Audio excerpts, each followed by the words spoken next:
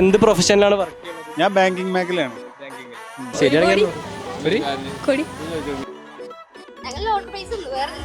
കേട്ടത് അധികം അതിന്റെ നെഗറ്റീവായിട്ടുള്ള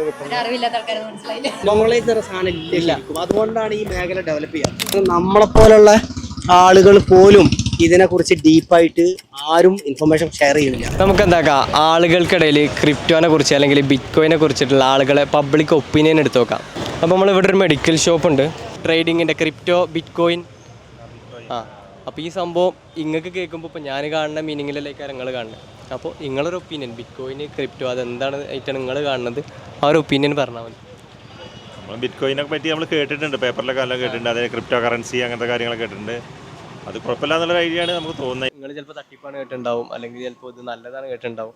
നിങ്ങൾ എൻ്റെ ഒപ്പീനിയൻ ഇത് നല്ലതാണ്. ഒരുപാട് ആൾക്കാർ ഇത് ചെയ്യുന്നുണ്ട്. ബിറ്റ് കോയിൻ എന്ന് പറഞ്ഞാൽ നമ്മളെന്താ അതിലെന്തോ പൈസ സ്വരൂപിക്കുകയാണെങ്കിൽ നമുക്ക് അതിന് ഡബിൾ പൈസ കിട്ടുമെന്നോ അങ്ങനെ എന്തൊക്കെയാണ് ഞാൻ പറയുന്നത്. പക്ഷെ എനിക്ക് അതിനോടുള്ള കൃത്യമായിട്ട് അതിനെ പറ്റിയുള്ള ഒരു ഐഡിയ ഇല്ല. അപ്പോൾ നിങ്ങൾ ബിറ്റ് കോയിൻ ക്രിപ്റ്റോ കറൻസി എന്തെങ്കിലും കേട്ടിട്ടുണ്ട്. നിങ്ങൾ കേട്ടത് എന്താണ്? അത് തട്ടിപ്പാണ് കേട്ടിട്ടുണ്ട്.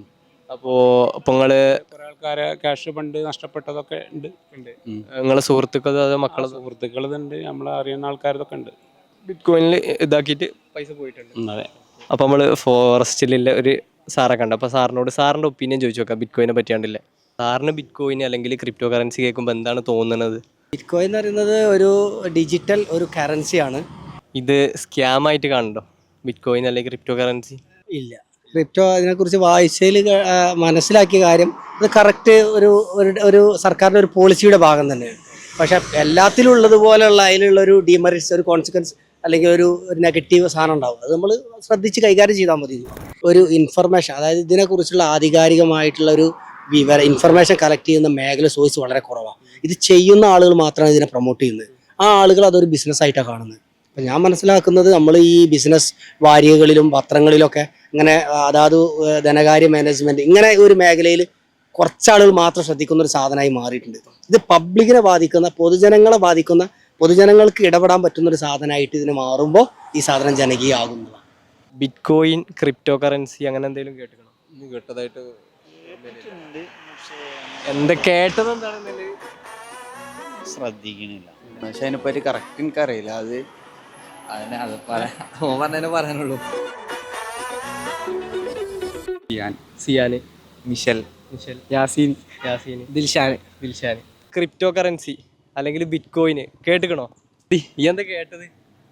എന്താ വലിയ മൂല്യ സാധനമാണ്. എൻ്റെ പേര് ദുൽഫിഖുള്ള ഖാൻ. വീട് വഴിക്കടവ്. ക്രിപ്റ്റോ കറൻസി അല്ലെങ്കിൽ ബിറ്റ് കോയിൻ എന്തെങ്കിലും കേട്ടിക്കണോ? ബിറ്റ് കോയിൻ കേട്ടിട്ടുണ്ട്, ഒരുപാട് കേട്ടിട്ടുണ്ട്. അപ്പോൾ നിങ്ങൾ കേട്ട സംഭവങ്ങൾ എന്താണ്? ബിറ്റ് കോയിനിൽ ഡിജിറ്റൽ കറൻസിയാണ്. ഡിജിറ്റൽ കറൻസിയിൽ നമ്മൾ ഇൻവെസ്റ്റ് ചെയ്ത് കഴിഞ്ഞാൽ കാലങ്ങൾക്ക് ശേഷം അതിൻ്റെ ഇൻവെസ്റ്റ്മെൻറ്റ് വാല്യൂ കൂടും.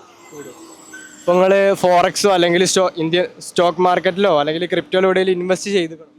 ഞാൻ ഷെയർ മാർക്കറ്റിൽ മ്യൂച്വൽ ഫണ്ടിലൊക്കെ ചെയ്തിട്ടുണ്ട്. ഓക്കെ. ഇപ്പോൾ നിങ്ങളെ മക്കളോ അല്ലെങ്കിൽ സുഹൃത്തുക്കളോ അങ്ങനെ ആരെങ്കിലും ക്രിപ്റ്റോ കറൻസിയിലോ ബിറ്റ് കോയിനിലോ എന്തെങ്കിലും ഇൻവെസ്റ്റ് ചെയ്തതായിട്ട് അറിയോ? ക്രിപ്റ്റോയിൽ നമ്മുടെ സുഹൃത്തുക്കളുണ്ട്, അറിയുന്നവരുണ്ട്, നമ്മുടെ പഴയ സുഹൃത്തുക്കളൊക്കെ ചെയ്തവരുണ്ട്. അല്ല, അവർക്കൊക്കെ ഒരു പറയുണ്ടാവില്ല, അവർക്ക് ലാഭമാണോ ഇതിൽ നിന്ന് നഷ്ടമാണോ കുടുങ്ങിയേക്കാണോ? ക്രിപ്റ്റോ ചെയ്തവർ, ഒറിജിനൽ ക്രിപ്റ്റോ ചെയ്തവർക്കൊക്കെ ലാഭമാണ്. പിന്നെ ക്രിപ്റ്റോയുടെ പേരിൽ കുറേ മായങ്ങളുണ്ട്, അത് തട്ടിപ്പുമാണ്. ഫ്യൂച്ചറിൽ ഡിജിറ്റലാണ് നമ്മുടെ മൊത്തത്തിൽ പോകുന്നത്. അതിപ്പോൾ നമ്മൾ RBI ആണെങ്കിലും ഇപ്പോൾ CBDC എന്ന് പറയുന്ന ഡിജിറ്റൽ കറൻസി കൊണ്ടുവന്നിട്ടുണ്ട് ഗവൺമെൻറ് ഓഫ് ഇന്ത്യ.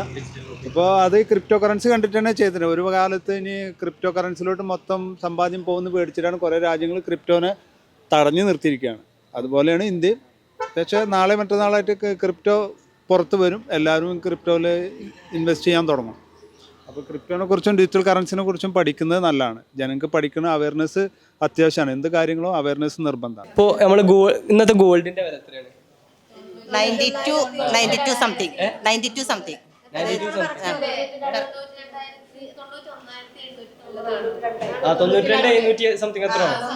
അപ്പൊ അതല്ല ചോദ്യം.